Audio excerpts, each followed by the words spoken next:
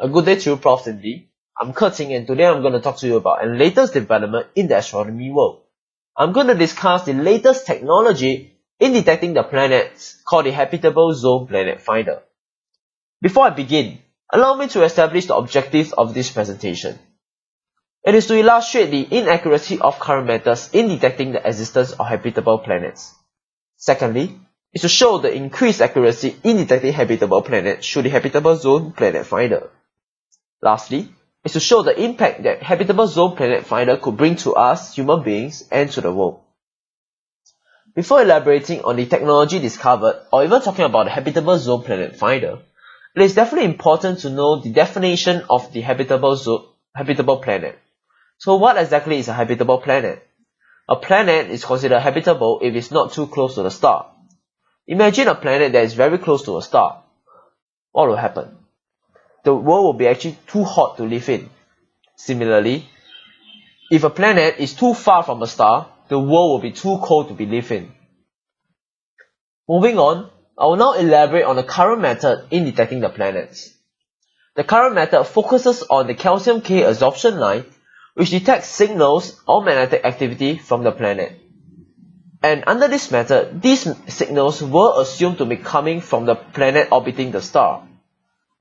However, is it really the case? Are the signals really just coming from the planet? Is the current method effective? There are problems and challenges in detecting the planet using this method.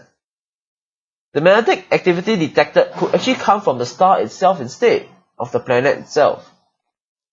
Secondly, it is possible for the star magnetic activity to create Doppler shift, which can be mistaken as planets.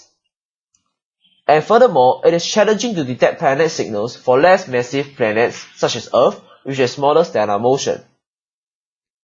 So with these problems and challenges presented, how do we counter this? These problems and challenges can be countered by using the Habitable Zone Planet Finder. Allow me to give an introduction of this Habitable Zone Planet Finder. It is a new near-infrared spectrogram and is installed on a 10-meter Hobby telescope in Texas.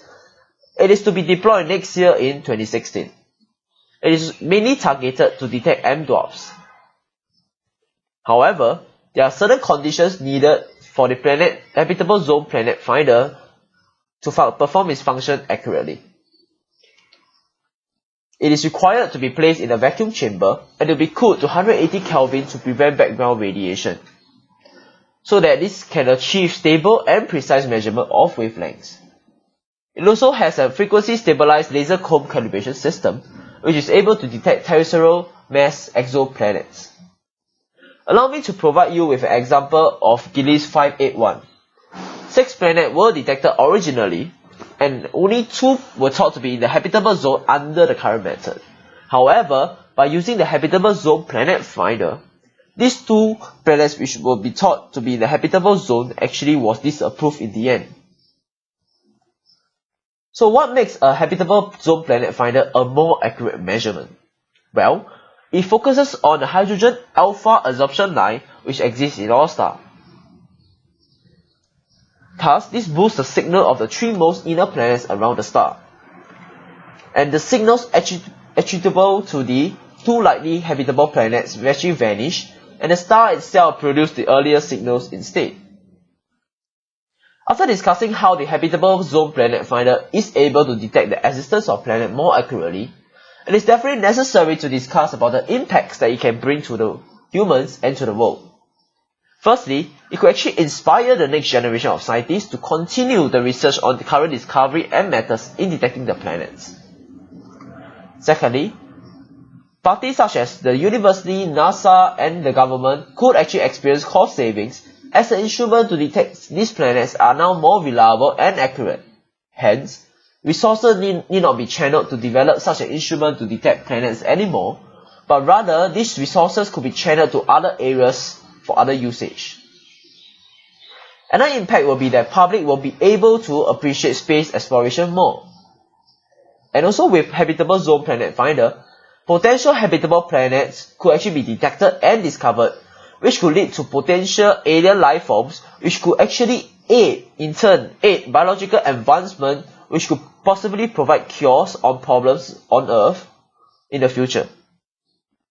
With that, I've compared the current method in detecting the planet and the habitable zone planet VIDAR, which is a more reliable and accurate measurement. The impacts on human beings and the world are also discussed in my presentation earlier on. With that, I've ended my presentation today. Thank you.